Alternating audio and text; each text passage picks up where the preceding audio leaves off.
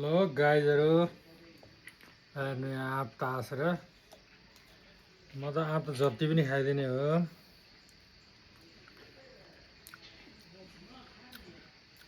यो चाहिँ बङ्काबाट घरबाट पठाइदिनु भएको यो आमाले माया गरेर।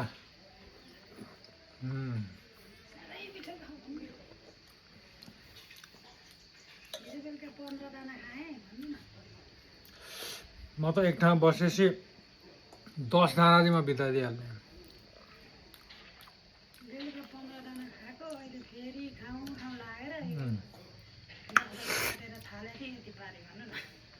लालगढबाट पनि आएको छ, त्यो चाहिँ अलिक पाकेको छैन, त्यसलाई भोलितिर बेच्दा हुन्छ।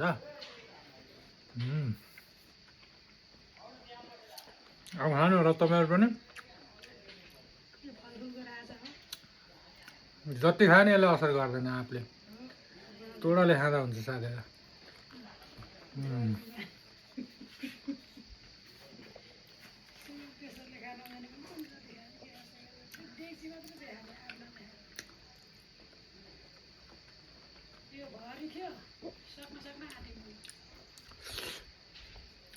यो बाटेर भरि थियो।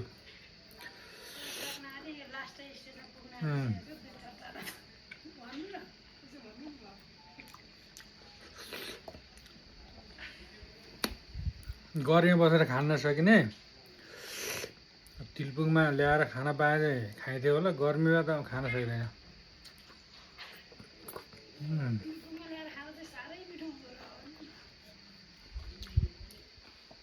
सबजनाले आँप भारी हालेर लिएर आउने, तिलपुङमा 1-2 दिन बस्ने, टाइममा खानै जाने चिसोमा।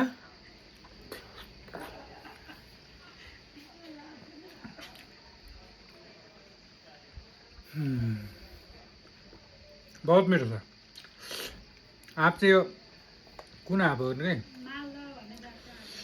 मालदह रहेछ। अलिअलि चाहिँ अलिअलि अरू पनि मिसमास छ। यो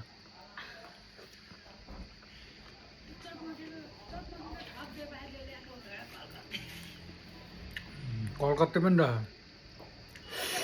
तर जे होस् मिठो छ। तासेर दिनुभएकोमा हाम्रो म्याडमजीलाई धेरै धेरै धन्यवाद। म चाहिँ अगाउन आँटेँ साथीहरू।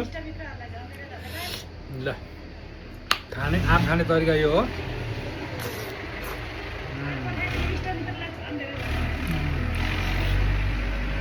आँप पठाएर यहाँ खाने मौका चुराउनु भयो।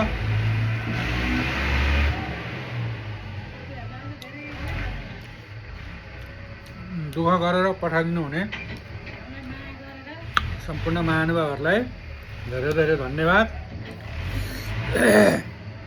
यस्ता लटहरू 2-3 हुन्, पठाइरहनु।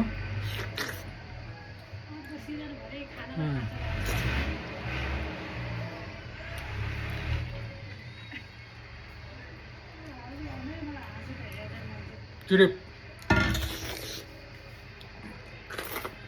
ल आँप खाउँ, स्वस्थ बनाऊ, मस्त बसौँ। सबैलाई नमस्कार, जय होस् सबैको।